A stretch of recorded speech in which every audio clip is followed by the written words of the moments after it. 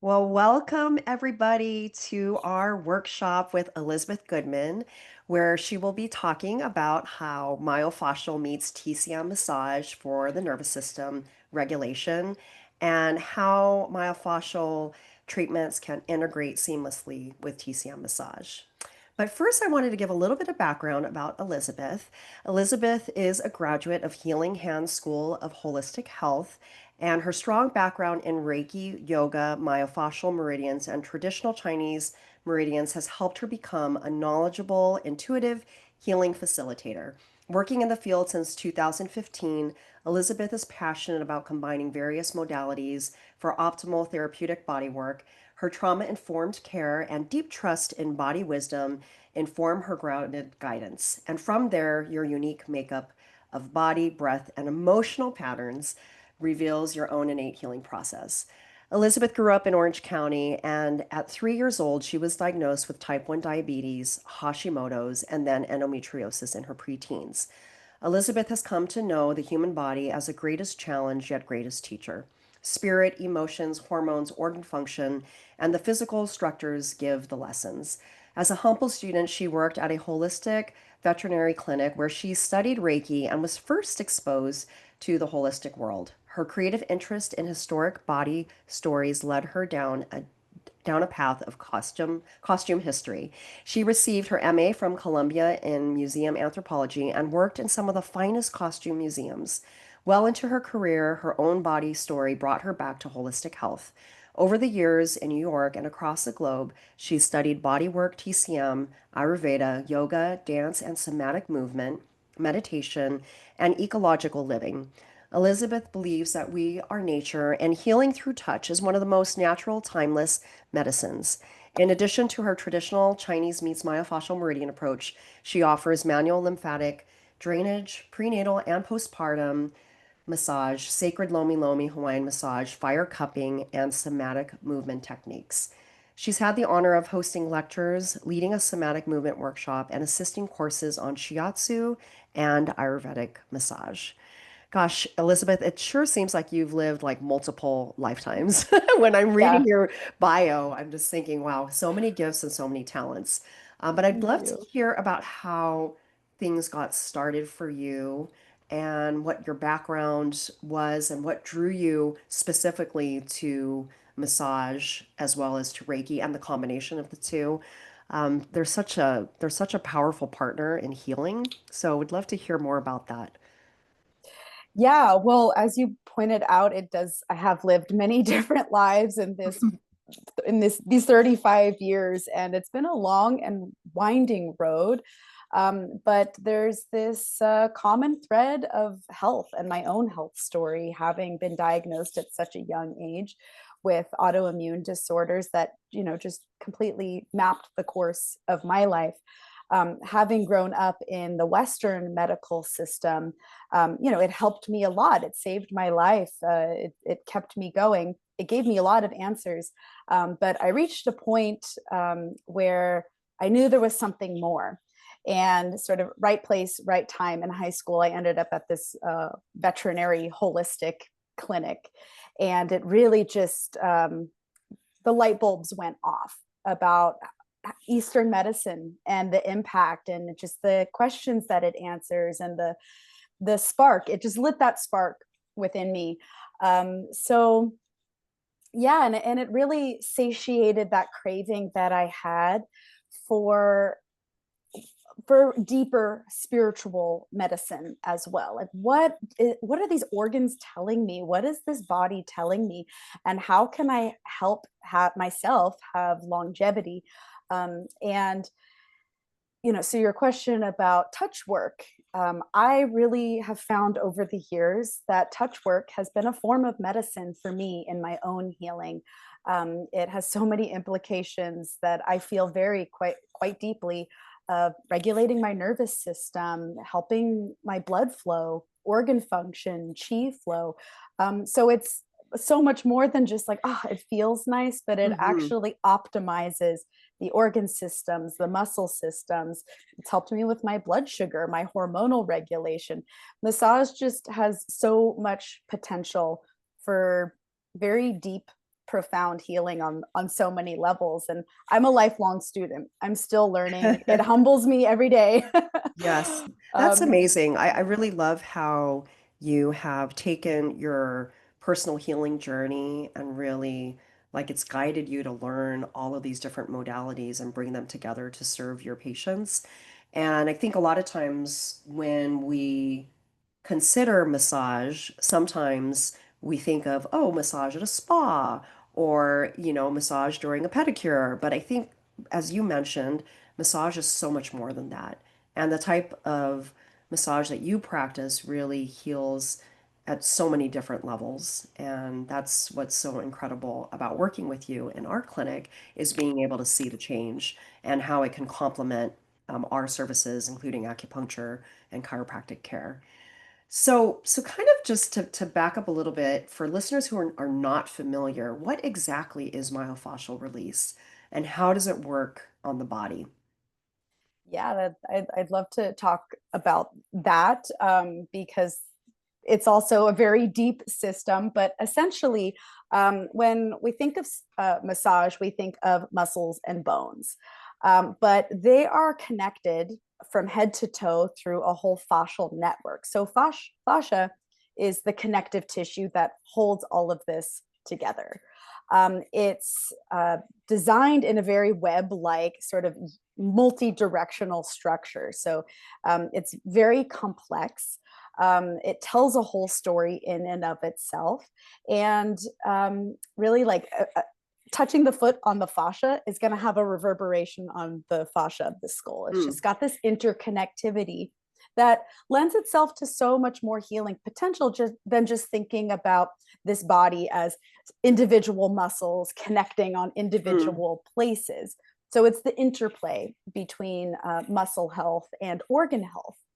Fascia also holds all of the organs in place.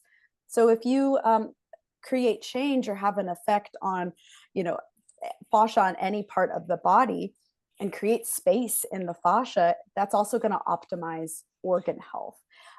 Fascia also holds on to chemicals, so stress mm, responses, even stuff that happened years ago, whether it was wildly traumatic or not. mm. Hormones are released, like cortisol, and held in the fascia.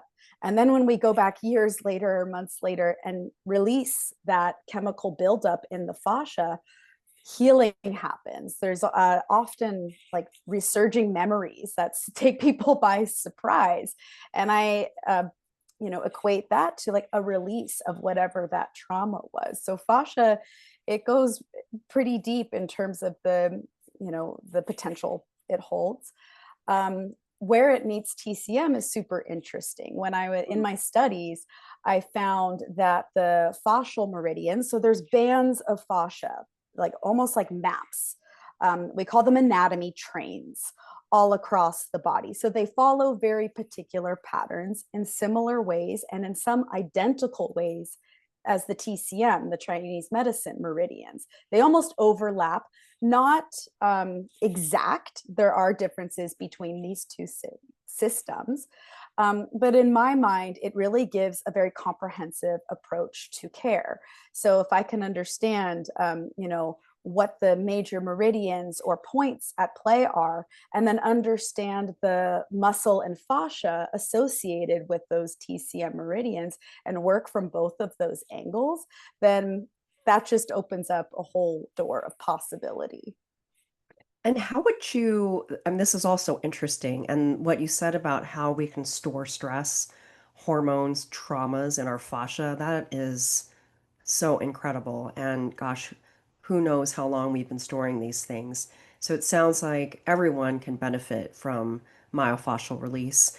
But just kind of going back to TCM massage, also for those that aren't familiar with TCM massage, would you be able to describe that a little bit and what modalities kind of lie within TCM massage? Yeah, so the more traditional techniques associated with TCM massage are Tui Na, or Shiatsu, which is a Japanese modality that really look to the Chinese medicine meridians. So for those who aren't familiar with the meridians, there are 12 major meridians, like, lines, we can think of them across the body that correspond and actually connect to organs.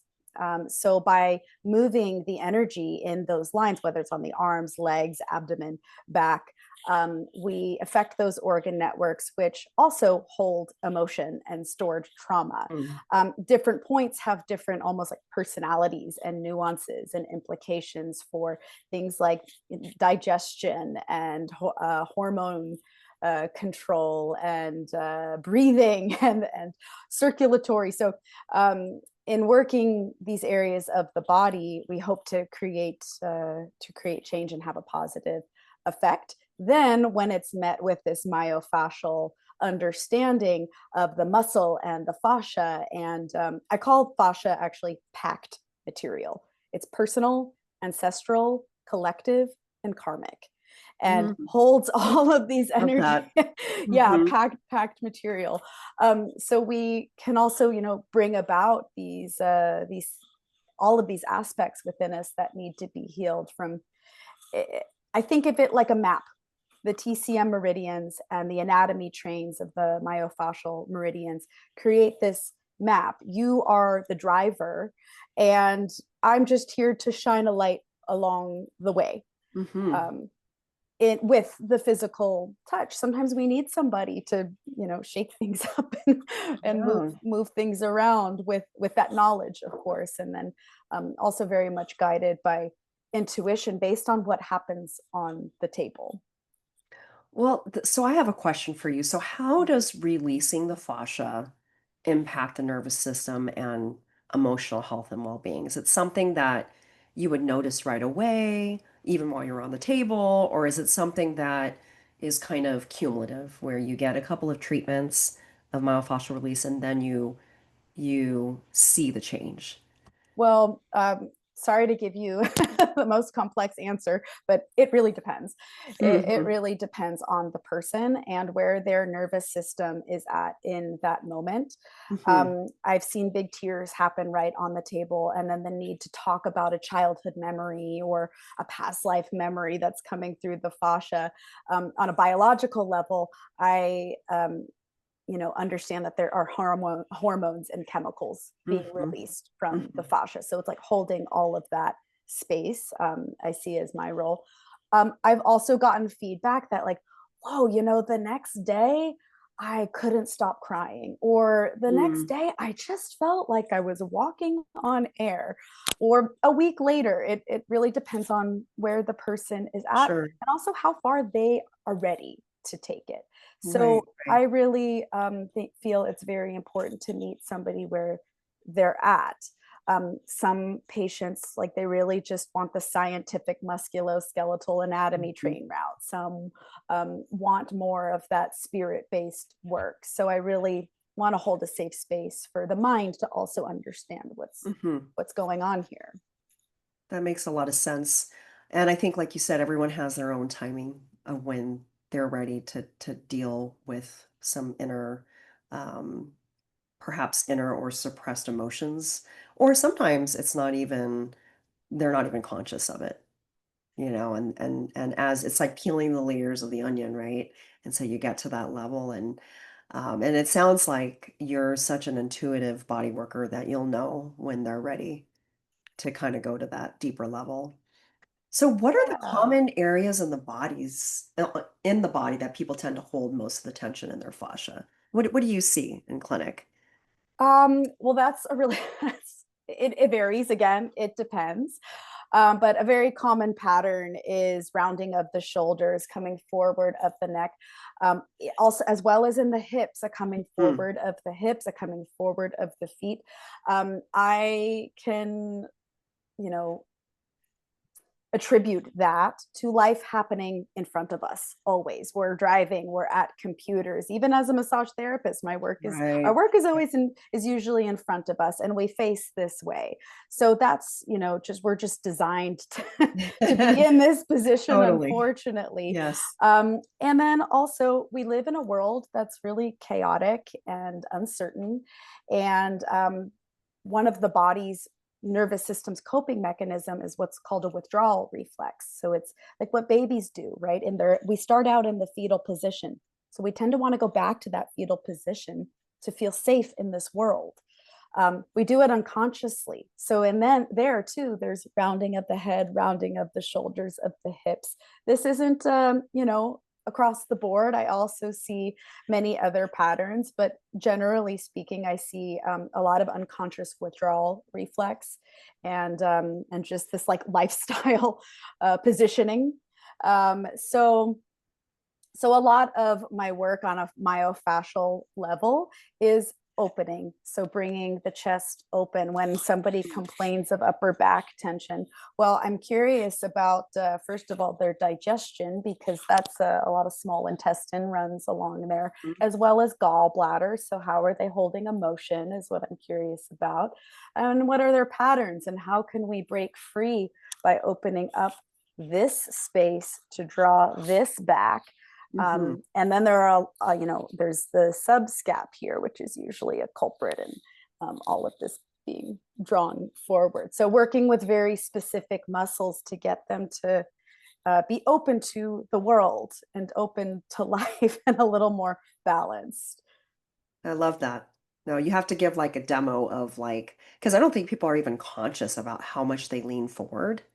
And even just as you were talking about, I noticed myself starting to open my chest a little bit more, you know? Yeah, So I yeah. think that that's just something that, whether you're reading, if you're studying, if you're writing, if you're charting, if you're, it's just like you said, it's a tendency for us to always be in that forward position and without even really knowing. And how many of your patients are not aware and not taking breaks on a regular basis, especially if they're on the computer a lot, right? So, yeah, I think it's great to be able to focus on that and being able to just like opening your chest and your heart chakra can bring so many wonderful things into your life beyond physical. And I do want to ask you too, as far as the myofascial release and the TCM convergence, it sounds to me like you just kind of blend them together whenever necessary, or if you feel that there's some overlap. Are there common conditions that you treat, or what do you tend to see in clinic? It's again a really across the board. It depends on the person, and it, it depends on the person's intention too. So for the more therapeutic treatments that we offer, usually patients are coming in with a more musculoskeletal or myofascial priority. Like, oh yeah, that this hurts up here. I want to bring this Mhm. back, or an anterior tilt of the pelvis, and then I'll kind of dig a little deeper and find out, well, what's your life like? Okay, there's a lot of going into withdrawal reflex, and then it'll open up something else for them. Or on the flip side, and or although they'll mention something like, oh, my sleep isn't so good, my digestion isn't so good, but that's not really relevant. And I'm like, actually, it is. Yes, for sure. From that more TCM perspective and the corresponding meridians, and seeing where it, overlaps with where they're feeling pain. And then once I explain that, the light bulbs go off sometimes. Sure. Or patients come in with more emotional. They start right away with the emotional or the spiritual, and then I'll dig a little deeper and ask, okay, what are your, more physical symptoms to see where they overlap. So then I try to create a map in my brain of, this TCM myofascial system and where I can be best of service. Generally, in my work, I'm less comprehensive. I'm not trying to touch the whole body in one treatment, Hmm. but more focused and precise to address their specific intention. If they have many, I'll usually pick 1 to 2 to maybe 3 priorities, so that they can see a noticeable change rather than just like feeling overall better for a little while. Right. Well, that makes sense because that's definitely a more clinical approach, right? Focusing on kind of what is your priority in healing as a patient. So Yeah, that definitely. that makes a lot of sense. And then will do the work. I really also encourage communication throughout. I'm not one of those massage therapists that just like takes the reins and does whatever I want. Yes. I really love when patients communicate with me how they're feeling, what's coming up, what they need, if something needs to be different. I really want them to feel that they are in the driver's seat. Hmm. And then including after they leave the treatment room, they're only there for an hour, hour and a half, 2 hours, but the work really happens once they're out living their lives. So I really also like to offer aftercare suggestions. um, Wonderful. yeah, it's really nice, and I found that my yoga background really helps me. My yoga and somatic background really has helped me give patients takeaways, so again they leave feeling not like, oh, this healer fixed me, but I did the work. She just shined the light, and now Sure. I have this like knapsack to of Some tools. tools, yeah, some Yeah. empowerment so that they can continue the healing outside of your visits. Yeah, Yeah, I exactly. love Yeah, I that. think I like to give a really, yeah, it's that holistic approach. Well, so being an acupuncturist and a Chinese medicine doctor, of course, I'm going to ask this question. How do you co-treat with acupuncturists, and how do you feel the integration is in the work that you do with your patients? Yeah, I personally love co-treating with acupuncturists and our chiropractor as well, because I have an understanding of TCM. Mm, So I get the patient's history, get to see what's going on, how they've been treated, and follow that up in the massage work. So work with the same points or meridians that are relevant. I also will ask a client, okay, I know you saw Dr. Dr. Yang, and you worked on this. How was that? Where are you at today? And what's relevant today? hmm. Recognizing that each day is different, but also, trying to create this complete picture. Working with the other practitioners really helps me create a more complete picture, and then supplements the work that they've done there too. I think touch work is so complementary to what other modalities acupuncturists offer. Acupuncture, cupping, touch lends itself to this very like human sensation. There's a really strong biomagnetic frequency that's emitted through a very intentional, knowledgeable human touch. So adding that to the repertoire, to the mix of modalities, I think really enhances and strengthens the vibrational medicine of Hmm. acupuncture, as well as what we're talking about, this more material, visceral, manual manipulation of muscles and tissue. Um, so from an energy perspective and more hands-on material perspective, I think that it really complements these other modalities. And yeah, it just I shine so bright when I read these notes, and I'm like, okay, Well, I understand a little likewise, bit. we all agree too that being able to have massage in our clinic, because so many years we did not, has been a game changer for a lot of patients with musculoskeletal issues, as well as just with stress, anxiety, like nervous system issues. It's really been so impactful. So we're so grateful for you and Caitlin, our other massage therapist, to be able to co-treat all these wonderful patients. So, can you walk us through like what a typical session with you might be like so that the listeners out there and patients can get a better understanding of what your practice style is like? Yeah, well, again, you're going to get my favorite, most complex answer. It depends. It depends on the treatment that's being booked, first of all. And like we said, like where the patient is wanting to go, what their Well, let's intention talk is. specifically about myofascial with Okay, TCM. yeah, Hmm. great. So often these patients lend themselves more to what I was saying, like they come in with a more musculoskeletal problem. I have pain here, I have pain in my hip, I have pain in the plantar fascia. So I'll ask them a little bit about that pain, what aggravates that pain, if there are certain patterns that aggravate it, sports as well as emotions that aggravate it. And Mhm. sometimes they'll, I don't really know. I got to think about that. Or sometimes they'll know right away. And again, that lends itself to that more TCM map that I'm layering on there. Mhm. So I'll get a complete picture through questions. And already right away, as they're sitting, I'm doing a visual assessment. How are they sitting? Uh,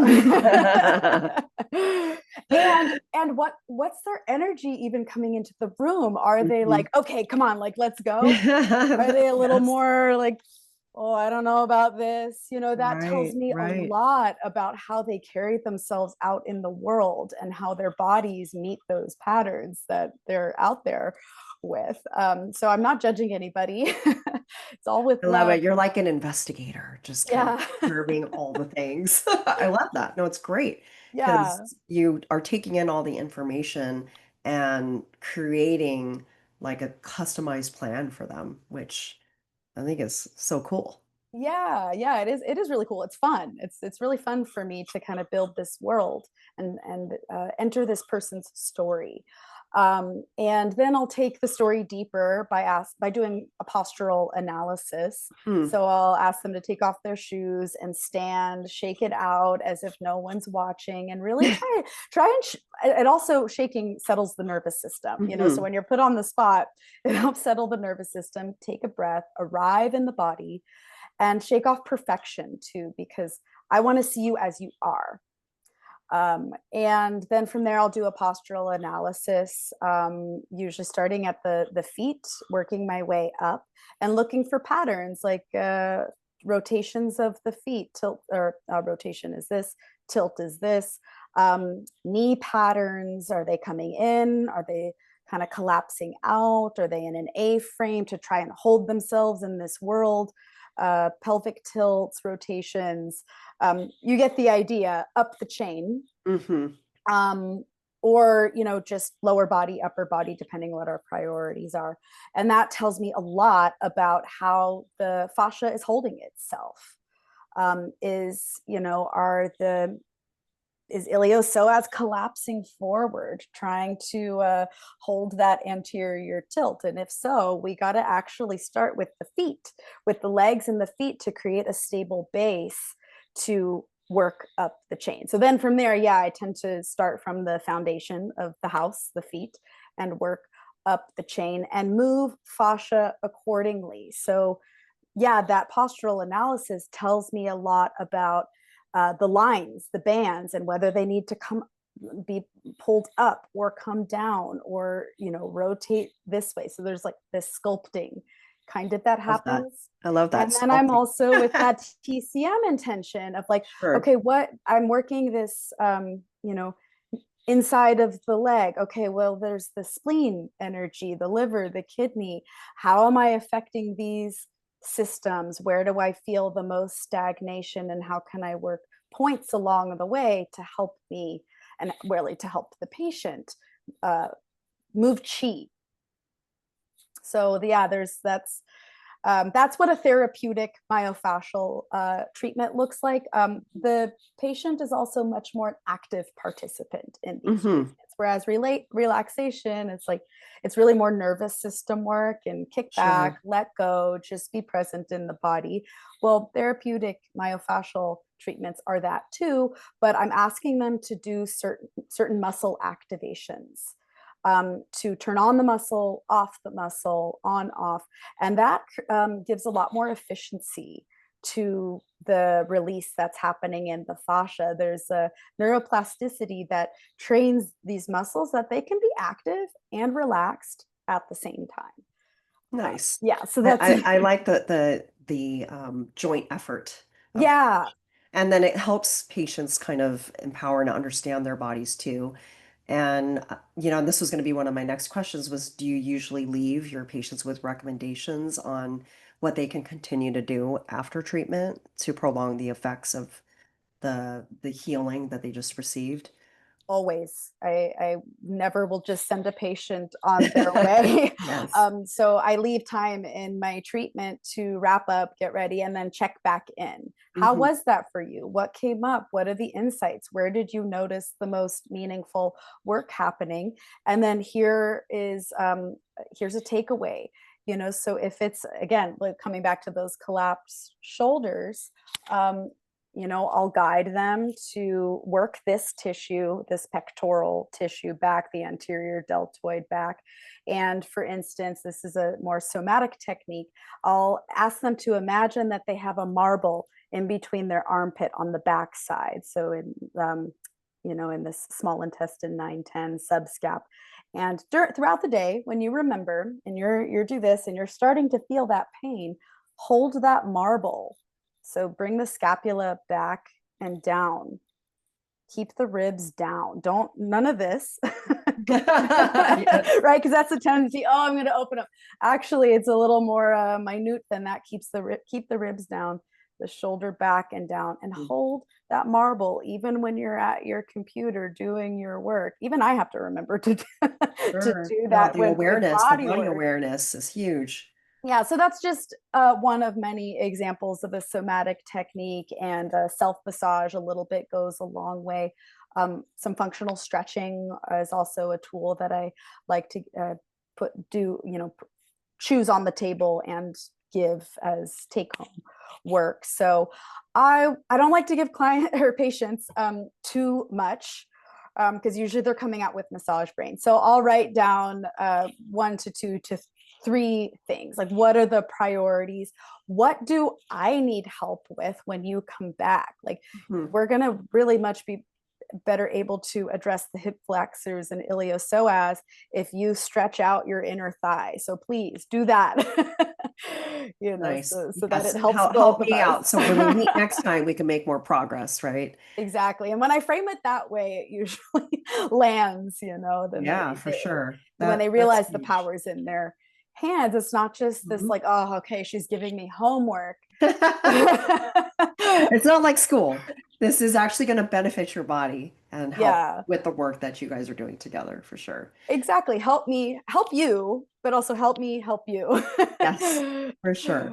And Yeah. so for patients, and I'm sure you see this all the time because it's not just a physical level healing, Mhm. there's definitely a spiritual, emotional component too. What would you say are some of the best tools that you have? I know Reiki has been one of your passions, practice passions. It is mine too. So I'm just so curious about how that's integrated into your massage practices. Yeah, well, Reiki, it's really the foundation of my journey, of my massage practice. Whether I'm consciously, channeling Reiki or not, it's just once it's on, it's on. It's like a light bulb that once you've Mm-hmm. attuned to Reiki, it's ever present, and then I can amplify it if I'm, consciously adding Reiki into a treatment. And if that's the case, um, yeah, it lends itself to a much deeper dive, coming back to that packed material. Hmm. So we're not just, sculpting tissue and releasing chi, but asking some deeper questions with tools like Reiki and breath and presence of like, what story is this tissue right here telling? Hmm. Is it a memory of something that happened long ago in childhood or in a past life, or is it an ancestral wound? And sometimes when I'm channeling Reiki in a treatment, which is usually much more compatible with a relaxation massage, pregnancy, postpartum. Reiki's a really beautiful addition. TCM as well. It's not even like that I'm asking this out loud, but just asking this through the touch. And patients feel that. And they'll even, sometimes come up with something right away, like, whoa, I got to share this. This is what I'm seeing. Or after the treatment, when we're checking Sure. back in, say, something came up that I never expected, or that I did expect, that I knew that I needed to heal through. So that energy work component, that light activation, which is what Reiki is. For those who don't know what Reiki is, it's a universal life force that sort of takes the frequency of light. That's not channeling from me or you, Dr. Yang. It's channeling through. It's more of a cosmic source of that light, and I'm just the vessel um, of love and truth for that patient to just feel that for themselves and see what's uncovered with that intention. Again, I like to meet patients where they're at. So if they're not ready to dive into that packed material and just want to feel better in their I just shoulder want some girdle, relief in my neck and back, right? yeah. Although usually one, begets the other. But yeah, it's like really meeting them where they're at, and whatever that intention is, I just bring so much love and reverence and curiosity to my patients and to my practice. And yeah, I really feel honored to get to do what I do. Bodies are sacred storytellers. Yes, for sure. That's amazing. And I do think that Reiki kind of shows up when it's supposed to. Mm-hmm. And, it kind of just knows when the right time is. And I don't know about you, but I don't think I've ever had any resistance in patients receiving Reiki treatments. It's always really something that patients kind of like embrace with open arms, it seems to me, and can really help to shift them out of some hard things. And I would love to hear some of your experience with some of the ways that Reiki has been able to kind of shift out of like maybe long-term nervous system issues or dysfunctions, and really helping your patients kind of get into that more parasympathetic, getting out of more of that survival mode and getting more into that thriving mode. I tend to use Reiki a lot in that way to help patients because, like you Mm-hmm. said, like you mentioned, a lot of patients these days are kind of go, go, go, go, go, and not really taking a beat to nourish themselves or even just be present for just a few moments. So Reiki just kind of just does it for you. Just like boom, it just grounds you and gets you into that space. So, Yeah. do you Yeah, have totally. anything you'd like to share about that or any experiences? Well, you raise a really good point that Reiki doesn't always have to be this packed material deep Mhm. dive to these more complex aspects of what makes up a person. Sometimes it really is just as simple as feeling safe with a warm touch. And Mhm. that can open up so much to feel safe in the body. And like you say, to regulate the nervous system. I feel often in my treatments, if I'm like really working hard to move stagnant chi or to release Mhm. a band of fascia, and it's just not giving. Oh, it's like, oh, well, because the nervous system isn't ready to trust in the Yes, body right. and release what Mhm. what it is. So it's like, oh, okay, I actually have this very gentle tool of just placing my hand and my intention and love with the capital L on that place, and just feel the fascia, the tissue, the chi, the nervous system just go, oh. So needed, so needed. Yeah, Yeah, I think that it's again coming back to TCM, it's about yin and yang. And sometimes yeah. you can get a little further with some yin than you can with just straight yang treatments. And so it's nice to be able to balance that out in the work that you do. And Yeah, and I'll kind of just like the body will tell me what's needed if I listen. So I've you're I've always like listening, Elizabeth. yeah, I can't imagine you not honed my listening. ears. No, I've like honed my antenna Hmm. over For time, and sure, that's for sure. that's the space holding aspect of this work. Is I'm just here to listen to what the body needs, what the body wants, and show up in service to give that more that deeper touch into that packed material, or just that really gentle presence, that yin touch. So the body is it again, you're in the driver's seat and your body is, it's guiding the way. I So love I have many stories about this and the impact that Reiki touch has to this deeper work. That's incredible. I'm sure everyone's listening going, how do I sign up? Sign me up for that type of treatment. So Yeah, come do on you in. have any advice for patients that are feeling burnt or stuck in stress patterns? Anything that would be like a simple step, like a do it at home DIY to help them kind of unwind, whether it's, between your treatments or sort of like a precursor to getting myofascial release or TCM massage? Like a more general Yeah, pro any tip. advice, any tips, anything that you think would be useful for people that are kind of like, oh gosh, I'm so busy right now. I would love a massage. I'm so burnt out, but I don't have the time at this moment. But what can I do to help me survive my stress at the moment? Wow, there are so many things that come to mind that take, even just a second. I mean, I'm standing in line at grocery stores doing these things looking crazy, but I don't care because I'm taking care of Love myself it. That's so funny. and That's so hopefully great. showing others that it's okay Sure. to do the same. I would love to walk in the day with you and just watch you go grocery shopping. Oh Yeah, yeah, I'm weird. I'm like moving in all kinds of that's weird awesome. ways and then like I'll like release something in my own self and I'm like, oh, did anyone just feel that?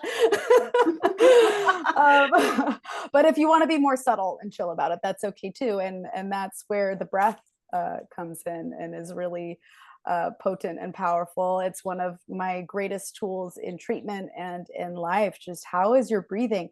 Is it shallow and controlled, or are you really allowing the diaphragm and then the rib cage and the clavicle to open and to fall? And that actually has a whole reverberation on the fascial network as well, when the diaphragm and even the fascia around the lungs and the intercostals are doing what they were designed to do, to take a full inhale and a full exhale. That has a like fascia is a interconnected web, so it's going to have that reverberation on the whole system. Breath is also, known to regulate the nervous system, to activate the parasympathetic nervous system. It's our connection to life. Mhm. It's also our connection to letting go, like breathing out what doesn't serve us. I also really love somatic shaking. I did a video recently on somatic So shaking. great. This is where it can get a little weird out there, but In the so privacy of your own home and your bathroom, it's okay. yeah, exactly. Or you can even just like, if you're like, whoa, I'm really overwhelmed in this Target right now, and you could even just give a breath and a little Love it. shake, and it increases lymph flow and blood flow, which Mhm. is good for fascia movement. Just keep it moving. I'm a dancer and just feel the benefits of creative movement or just movement at all in the body. So just move in ways that feel good, whatever that means to you: swimming, biking, walking, dancing, yoga. I have a yoga background, Pilates. Mhm. Just keep it moving, keep the body moving. Emotions are energy in motion, and they're also moving through this body network. So when we keep the body moving, we also keep those energies in motion. Yeah. That makes sense. I think you should host a shaking class. I A I shaking and moving class I would love to. in I person. hosted a somatic dance through the chakras. So, like, really specific ways to release stagnant energy through the chakras. That's more Reiki, and Oh, where I would take Reiki that meets class. somatics. Yeah. Well, so Yeah, we had a speaking lot of of fun. things coming up, do you have anything upcoming? Any classes or workshops that you wanted to share?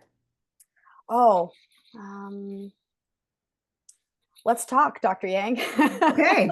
Well, stay Let's tuned for sure. yeah, I would love to do that somatic dance through the chakras if Revive I Chi think that wanted would to be a host hit. a Oh, for workshop. It sure. I hosted it through the Healing Hands School of Holistic Health Hmm. at our annual retreat, and it was a lot of fun and really touched touched some people in really some interesting ways. It touched me too. So if you are open to I it, totally am. That sounds super yeah, cool. And so yeah, stay yeah. tuned, everybody. We will work on something and come up with a time where we can to heal through movement and dance. That sounds so cool. As far as getting a hold of you, I'm going to share all of your socials and our information too. Thank you. Any other socials that you wanted to share? I'm through Revive Chi. Anyone's also welcome to follow my lizrose.bloomtouch socials, where I also post quite a bit about massage therapy and somatic movement and dance and TCM and all of these great loves of mine. So I am on the gram. Awesome. I love And the educational tips you give too. So I'll make sure to include that as well. yeah, I like amazing. to I follow you. education has always been a big part of my life, and yeah, it's just I must say it's such an honor and just joy, Dr. Yang, to be here at Revive Chi and have this platform to get to show up Oh, in thank this you. The divine feeling is service. mutual. We all love having you on our care team. So thank you for the amazing, beautiful work that you do to help our patients heal to the next level. Any other words of advice or wisdom you'd like to share before we wrap it up? Yeah, stay in touch, stay moving, hold the love for yourself within you, and that just opens up the door to put you where you need to be to go on this next healing is a journey. It's lifelong, and it's about like picking up pieces along the way and having patience. And something I always also like to offer patients is that you know integrate with the healing that's been done today, and you don't have to have just had a treatment to do that. Right at the end of the day, it's like, what healing has been done today? Let me integrate that, and what has left to be healed, let me just be curious about that.